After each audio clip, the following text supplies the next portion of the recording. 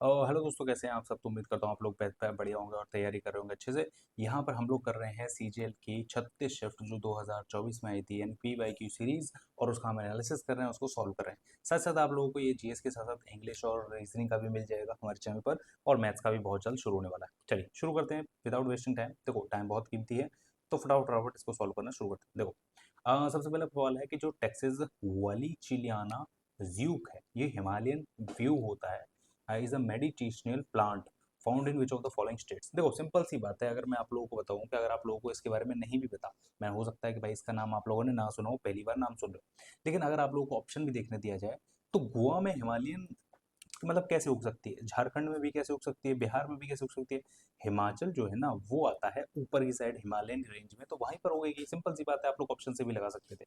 दूसरे क्वेश्चन में अगर हम देखें तो देखो यहाँ पर पूछा इनकरेक्टली पेयर कौन सा है। नीचे शुरू करते हैं। देखो राइबोसोम प्रोटीन बनाने का काम करता है। जब भी मतलब आप लोगों को मैं सेल चैप्टर पढ़ाऊंगा तो मैं आप लोगों को उसमें बता दूंगा। राइबोसोम जो है ना वो प्रोटीन की फैक्ट्री होती है, प्रोटीन बनाने का काम करता है। माइटोकॉन्ड्रिया को power house of the cell बोला जाता है और लाइसोसोम को बोला जाता है suicidal cell, suicidal bag of the cell. मतलब जब भी आत्मघाती सेल हिंदी बोला जाता है, जैसे कोई सेल है वो खराब हो गया है और वो बिल्कुल रिस्पॉन्स नहीं कर रहा है, तो ये लाइसोसोम उसके ऊपर छिड़क दिया जाता है ताकि उसके आसपास की जो मतलब वो सेल जल के खत्म हो जाए ताकि वहां पर नए सेल बन सके। ठीक है।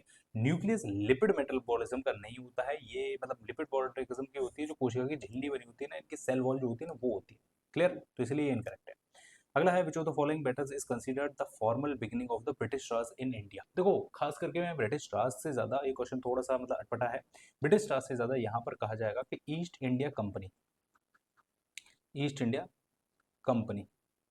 ठीक है ना, ईस्ट इंडिया कंपनी। ठीक है।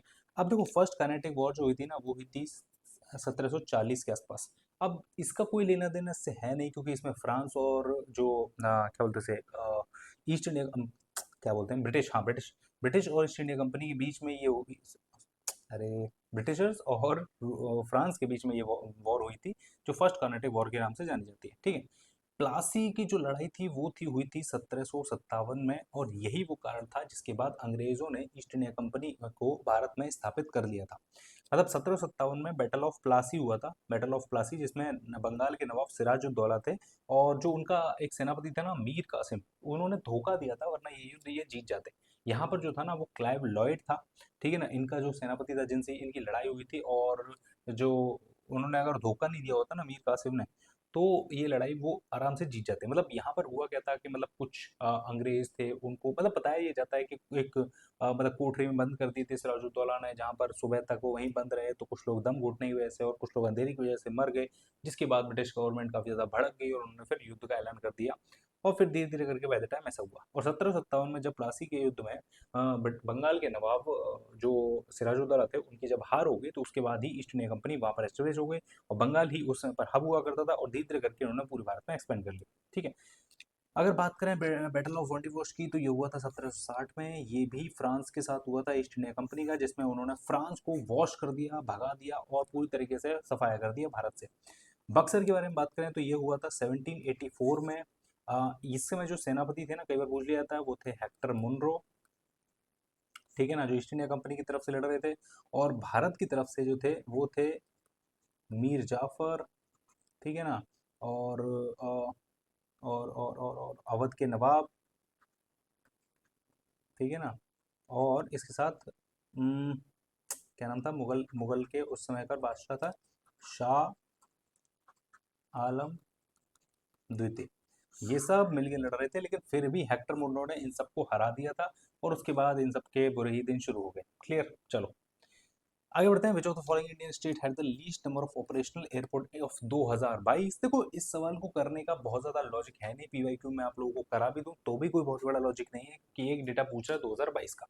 कमाल की बात यह है कि 2024 में ये पेपर हुआ था और ये डेटा पूछ रहा है 2022 का। किस सेंस से, मतलब ये लोग मेरे समझ में नहीं आता, एसएससी कभी कभी करंट अफेयर किस हिसाब से पूछती है, मतलब 2022 का डेटा, वो भी इस तरीके का, किसको ही याद होगा, आई डोंट नो। पर ठीक है, आप लोग वैसे भी लगा सकते हो कि देखो एक चीज सोच के देखो, बिहार में ज्यादा एयरपोर्ट होंगे, महाराष्ट्र में ज्यादा एयरपोर्ट होंगे, कर्नाटक में होंगे, मिजोरम जो है ना वो एक नॉर्थ ईस्ट स्टेट है और वहां पर बहुत ज्यादा मतलब होना चाहिए मेरे हिसाब से टूरिज्म और ट्रैवल और बाकी सारी चीजें, लेकिन होती नहीं है, इसलिए वहां पर बहुत कम यहाँ पर least number of operational airports है। क्लियर, चलो अगला क्वेश्चन है who among the following while praising the amending feature of the Indian Constitution said that this variety in the amending process is wise but is rarely found. देखो ये चीज के सी वेरेर ने बोला था।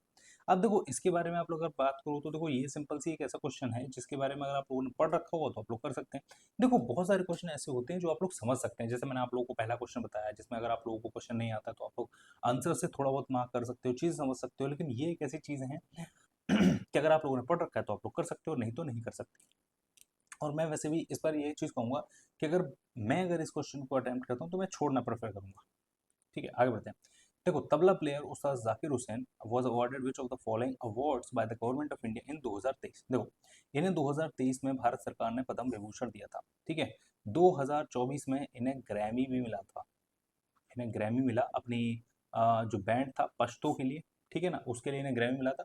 और एक बुरी खबर भी है कि 2024 में ही इनका देहांत भी हो गया। ठीक है, इनका देहांत भी हो गया, तो इस हिसाब से ये काफी ज्यादा इंपॉर्टेंट है। देखो भारत रत्न इनको मिला नहीं, पद्मश्री इनको मिला था 1998 के आसपास, और जो पद्म विभूषण है वो मिला था इनको 2002 में। क्लियर, तो ये भारत के उस्ताद जाकिर हुसैन तबला वादक थे जो नंबर 1 पर है, मतलब एक तरीके से कह सकते हो कि इनसे बेहतर कोई नहीं आया आज तक। ठीक है ना, चलो देखो गंगूबाई हेंगल और प्रभा आत्रे वर एक्सपोनेंट ऑफ द डैश घराना। देखो ये जो है ना ये किराना घराना थे। कुछ नाम आप लोगों को याद रखने, जैसे पंडित भीमसेन जोशी, ठीक है ना, ओके, पंडित भीमसेन जोशी और ठीक है प्रभा आत्रे, गंगूबाई हैकल। ठीक है, ये जो है ना ये किराना घराना से इंपॉर्टेंट है, तो आप लोगों को याद रखना है इनको। इनको भारत रत्न भी मिला था। आप लोगों को कमेंट में बताओ कि इनको भारत रत्न किस साल मिला था। ठीक है, मेवाती घराने से एक नाम आप लोग याद सकते हो, पंडित जसराज। ठीक है, रामपुर का ऐसा कोई घराना था, ऐसा कोई मेरे को आइडिया नहीं है, मतलब मैंने आज तक नहीं पढ़ा कोई रामपुर का भी घराना था। ठीक है, अच्छा किराना घराने से अगर आप लोग एक आध और नाम अगर आप लोगों को याद हो रहे हैं तो आप लोग भी कमेंट में जरूर बता दीजिएगा उससे रिलेटेड। ठीक है, अच्छा ओके। और अगर हम बात करें ग्वालियर घराने की तो ग्वालियर घराने से क्या नाम था, कुछ मैं एक सेकंड याद करने दो। हाँ किशोरी, किशोरी क्या था, अमोनकर। ठीक है, अमोनकर, हाँ सॉरी अमोनकर। ठीक है, किशोरी अमोनकर, ये काफ़ी इंपॉर्टेंट नाम है, मतलब आप लोग याद रख सकते हैं। ठीक है, और है कोई, हम्म, हम्म, नहीं और कोई याद नहीं आ रहा मेरे को। ठीक है ना, अगर आप लोगों को याद है तो आप लोग कमेंट करके बताइएगा। ठीक है, और ठीक है, हाँ किराना घराने में एक नाम और है जो इंपॉर्टेंट आता है, कई बार पूछा जाता है, अब्दुल करीम खान। ठीक है, तो ये चार नाम आप लोगों को इस हिसाब से याद रखना। ठीक है, चलो आगे बढ़ते हैं। अगला है, विच of the following famous Indian athlete one the Zurich diamond league final 2022 इन सितंबर 2022। देखो ये जीता था नीरज चोपड़ा ने, सिंपल सी बात है। अब आप लोग हो गए इनका, इन्होंने कितना लंबा भाला फेंका था, तो वो आप लोगों को याद रखने की जरूरत नहीं। पहली बात यह है कि ये 2022 में बना था, तो अब अगर अगले वाले एग्जाम में अगर पूछा भी जाएगा तो इससे आगे वाला पूछा जाएगा, तो आप लोग करंट अफेयर उस हिसाब से पढ़ सकते हैं। ठीक है, चलो विच of the following table tennis world championship events were held in India. देखो अगेन एक ऐसा सवाल है जिसको बच्चा 100% छोड़ देगा, मतलब किस किस को याद होगा कि भाई जो 90, देखो कई बार होता है कि पहली वाली चैंपियनशिप अगर इंडिया में हुई होती तो याद रख सकते हैं हम लोग, लेकिन यहाँ पर है कि 19 जो वर्ल्ड चैंपियनशिप है वो 1952 में हुई थी, तो उसको याद रखना नॉट अ गुड क्वेश्चन मेरे हिसाब से। आप लोग स्किप कर सकते हैं इसको। ठीक है, आगे बढ़ते हैं। अच्छा ये है मैच द फॉलोइंग, कई सारे लोग इसको छोड़ देंगे बट मैं कुछ आप लोगों को चीज़ें अगर आप लोगों को बताओ तो आप लोग कर सकते हैं। देखो डीवैल्यूएशन जो होता है ना वो होता है कि अपनी जो करेंसी है ना उसको कम कर देते हैं हम लोग, मतलब अपनी करेंसी की वैल्यूज को कम कर देते हैं, उसको बोलते हैं डीवैल्यूएशन। अच्छा अगर मैं इसमें देखूंगा तो ये चीज़ है official reduction in external value of the currency. ठीक है, अब देखो ये डिवैल्यूएशन काफी बड़ी चीज़ है, काफी बड़ा चैप्टर है, तो उसको पढ़ाने बैठूंगा तो बहुत टाइम लग जाएगी। फिलहाल हम यहाँ पर रिवीजन कर रहे हैं, तो सिंपल सी चीज़ है ऑफिशियल, तो पहले का जो है वो 5वां होगा। अच्छा ए का 5 एक यहाँ, एक का 5 यहाँ है, तो ठीक है ऐसे आप लोग सॉल्व करना सीखो कि हाँ भाई ठीक है। कभी भी जी मत कोशिश करो कि सारे ही मुझे लगाने हैं, अगर डाउट है तो वो आता लग है। ठीक है, अच्छा अगला अगर मैं देखूंगा तो देखो ध्यान से देखो, तो एक्सचेंज कंट्रोल, जरूरी नहीं मैं लाइन से करूँ, मेरे को देखो जो चीज मिलेगी मैं उस हिसाब से करूंगा। एक्सचेंज कंट्रोल होता है कि जो फॉरेन एक्सचेंज रेशनिंग है ना वो होती है। ठीक है ना, यानी कि एक्सचेंज करना किसी चीज को, करेंसी एक्सचेंज करना फॉरेन में या किसी और चीज में। ठीक है, तो यानी कि डी का जो थर्ड होगा, अब डी का थर्ड इसमें है, इसमें तो है नहीं, तो यानी यही आंसर होगा। ठीक है, अच्छा इसके अलावा देखो अगर मैं देखो डेप्रिसिएशन, डेप्रिसिएशन होता है किसी चीज में गिरावट आना। ठीक है ना, गिरावट आना मतलब किसी चीज में कमी आ जाए, डेप्रिसिएशन हो गया इस चीज का। ठीक है, तो वो चीज़ होती है। अच्छा, इसमें डेप्रिसिएशन का देखो decline in the market rate, तो ये देखो इस हिसाब से भी मैं बना सकता हूँ कि बी का पहला आ रहा है, तो इस हिसाब से भी मैं कर सकता हूँ, तो इस हिसाब से पहला आंसर हो गया। कोई डाउट हो तो आप लोग नीचे कमेंट में पूछ लीजिएगा। अगला है when halo halo alkyne and aryl and vinyl halides react with magnesium metal they yield which reagent. देखो सिंपल सी बात है, अगर आप लोगों की केमिस्ट्री अच्छी नहीं है तो आप लोग इस सवाल को नहीं कर सकते हो, सिंपल सी चीज़ है। मैं आपको पर्सनली अगर देखो बीइंग एस्पिरेंट भी अगर आप लोगों को बताऊंगा ना, तो मैं अगर मेरे पेपर में भी ये सवाल आता तो मैं इस सवाल को छोड़ना पसंद करूंगा, क्योंकि पहली चीज़ ये है कि मेरी केमिस्ट्री इतनी अच्छी नहीं है इस हिसाब से, और ये सवाल भी उस लेवल का नहीं है जिसको छोटी मोटी अगर आप लोगों को थोड़ी बहुत केमिस्ट्री आती है तो उसको आप आसानी से सॉल्व कर सको, तो मैं इसको स्किप करना पसंद करूंगा। अच्छा, आप में से अगर कुछ लोगों को केमिस्ट्री अच्छे से आती है तो आप लोग इसका एक्सप्लेनेशन कमेंट में जरूर बताएगा, हम लोग अगले क्वेश्चन अगले जो पेपर में कराऊंगा उसमें हम लोग इसको डिस्कस कर लेंगे। क्लियर, चलो। अच्छा, how many chambers are there in the heart of fishes, थोड़ा बहुत बायोलॉजी आप लोगों ने पढ़ी है तो दो होंगे। अगर ह्यूमन की अगर मैं बात करता हूँ तो ह्यूमन में चार होते हैं, ठीक है ना, ह्यूमन में चार होते हैं। As per the report of NITI Aayog 2023, which among the following states of the India has the lowest percentage of total population in the multi-dimensional poor, यानी कि गरीबी में कौन सी मतलब स्टेट है। देखो सिंपल सी बात है, सिक्किम, सॉरी सिक्किम नहीं, मैं कहूँ केरला। केरला जो है ना, ये रिपोर्ट अगर आप लोगों ने पढ़ी है तो ठीक है, तो अगेन एक ऐसा सवाल है कि मतलब अगर आप लोगों ने करंट अफेयर पढ़ा है तो आप लोग कर सकते हैं, अदरवाइज नहीं कर सकते हैं, सिंपल सी चीज़ है। चलो, अगला है विच of the following measurement optical power of the lens, lens की जो पावर है ना उसको यूज करने के लिए हम लोग डायोप्टर लगाते हैं, रेडियन में कोण नापा जाता है, ठीक है। अब कतल और इसमें क्या नापा जाता है, आई डोंट नो, मुझे नहीं पता इसमें क्या नापा जाता है, लेकिन डायोप्टर इसमें नापा जाता है, ठीक है। चलो, the government of India allowed automatic approval of 10% of FDA by Reserve Bank of India in 9 categories of industries. देखो मैं इन 9 कैटेगरीज को आप लोगों को बता सकता हूँ, लेकिन अगर आप लोगों को मैं आपको बताऊँ जो लेटेस्ट बजट आया ना उसमें काफी सारी जो मतलब इसमें से कैटेगरीज थी ना उनमें लिमिट अब बढ़ा दी गई है, तो इसीलिए ये तो पुराना एक क्वेश्चन है, इसलिए आप लोग इसका आंसर अप टू 74% रख सकते हैं, लेकिन अभी कुछ क्वेश्चन में बढ़ा दी गई, ठीक है। अच्छा, which among the following the last Sultan of the Delhi सल्तनत, देखो दिल्ली सल्तनत का आखिरी सुल्तान था इब्राहिम लोदी, ठीक है ना, इब्राहिम लोदी था, लोदी वंश आखिरी था। इसके बाद जो हुआ था पानीपत का युद्ध हुआ था, ठीक है ना, 1526 में इब्राहिम लोदी और बाबर के बीच, और बाबर ने इब्राहिम लोदी को हरा दिया था, और फिर दिल्ली सल्तनत का अंत हो गया और यहाँ पर मुगल सल्तनत का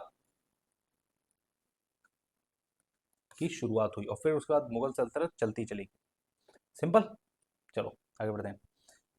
विच of the following cups trophy is not related to Indian domestic cricket, देखो क्रिकेट से रिलेटेड नहीं है। देखो दिलीप ट्रॉफी ये क्रिकेट से है, देवधर भी क्रिकेट से है, रणजी तो क्रिकेट से ही है, डूरंड कप जो है ना ये फुटबॉल से रिलेटेड है, ठीक है, काफी पुराना है, सबसे पुराना फुटबॉल कप यही है इंडिया में। अगला है in the context of water bodies नीप टाइड अकर्स, देखो नीप टाइड होता क्या है, पहले अगर आप लोगों को ये नहीं पता है, इसको बोला जाता है निम्न ज्वार। अच्छा, टाइड अगर आप लोगों को पता होगा तो देखो ये होता है कि जब देखो इसके पीछे ना मून होता है, मतलब चंद्रमा का जब ग्रेविटेशनल फोर्स खींचता है तो वो पानी की जो लहर है ना वो पीछे की तरफ आती हैं और फिर आगे की तरफ जाती हैं, तो ये चीज़ होती है ज्वार भाटा जिसे बोला जाता है हिंदी में, ठीक है। इंग्लिश में होता क्या है, देखो डीप टाइड होता है कि काफ़ी काफ़ी लो टाइड एक तरीके से, जब देखो ऐसा होता है, देखो ये मैं बताता हूँ, जब ये अर्थ है, ठीक है, अर्थ है और ये हमारा सॉरी चंद्रमा है, अब यहाँ से यहाँ पे ये जब सीधी लाइन में आ जाते हैं ना तो ये बराबर फोर्स लगाते हैं, ये इसके ऊपर फोर्स लगाता है और ये इसके ऊपर फोर्स लगाता है, ग्रेविटेशनल फोर्स, ये इधर की तरफ खींचता है, ये इधर की तरफ खींचता है, तो यहाँ का जो पानी है ना ये बहुत तेजी से पीछे नहीं आ पाता, इसलिए तेजी से आगे भी नहीं आ पाता, तो बहुत ही लो, एक तरीके से लो जो है ना वो ज्वार बनता है, ठीक, तो उसको रहता है when the sun and the moon are at a right angle triangle, sorry right angle to each other, ठीक है ना, ये आप लोग देख सकते हैं। अच्छा, अगला है Chittani Ramachandran Hegde was associated which of the following dance, तो देखो ये यक्षगान डांस है। मैं आप लोगों को एक चीज बताऊं कि ये क्वेश्चन पूछने का क्या सेंस था मुझे नहीं पता चला। देखो मैंने ना कई बार यूपीएससी का भी पेपर एनालिसिस किया है, उसमें एक चीज देखी जाती है कि अगर आप कोई भी क्वेश्चन पूछा गया ना, अगर आप उसे गूगल करके देखोगे ना तो पिछले 6 महीने, साल भर, 1.5 साल में उससे रिलेटेड कोई ना कोई छोटे से छोटा ही खबर जरूर छपती है। मैंने गूगल करके काफी ज्यादा देखा, लेकिन इसके बारे में कोई भी खबर मुझे नहीं देखने को मिली। 2017 में इनका देहांत हो गया, लेकिन अभी तक कोई और खबर मेरे को देखने को नहीं मिली। ये क्यों पूछा गया आई डोंट नो, इसको आप स्किप कर सकते हैं अगर आप लोगों को नहीं पता तो, सिंपल। अगला है the idols of which three gods are installed in the Jagannath temple Puri, देखो इस समय पर जगन्नाथ यात्रा, रथ यात्रा भी चल रही है, तो अगर आप लोगों को नहीं पता तो आप लोगों को पता होना चाहिए कि जगन्नाथ बालभद्र उनके भाई और सुभद्रा उनकी बहन, ये भगवान विष्णु के अवतार हैं और साथ साथ इनको कलयुग का देवता बोला जाता है, तो आप लोगों को अगर नहीं पता तो ये भारत मतलब भारत में 4 धाम की एक यात्रा होती है, तो वो इनमें से एक है। अगला है Anna Chandy, the first Indian women to serve as a जज at high court was appointed in which high court. तो ये केरला हाई कोर्ट में अपॉइंट हुई थी। अगेन अच्छा क्वेश्चन है।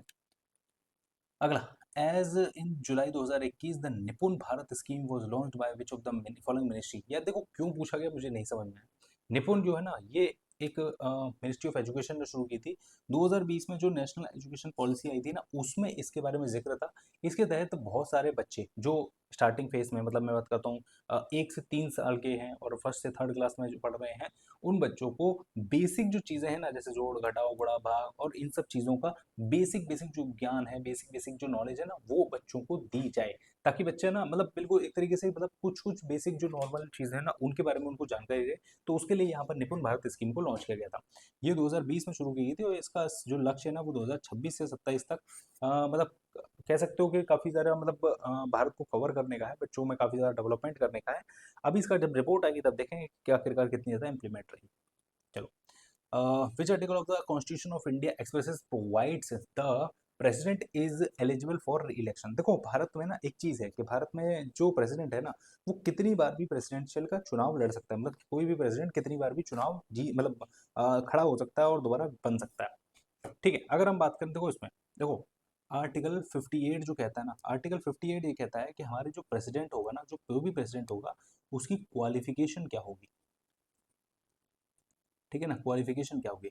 56 जो है ना, वो ये कहता है कि जो इसका जो हमारा प्रेसिडेंट है, एक सेकंड, हाँ प्रेसिडेंट 56 57 ठीक है ठीक है ठीक है ठीक है। देखो 56 है ना, वो ये कहता है कि जो प्रेसिडेंट है ना, वो 5 साल तक रहेगा। ठीक है, 5 साल तक रहेगा, या जब तक उसका उत्तराधिकारी ना मिल जाए।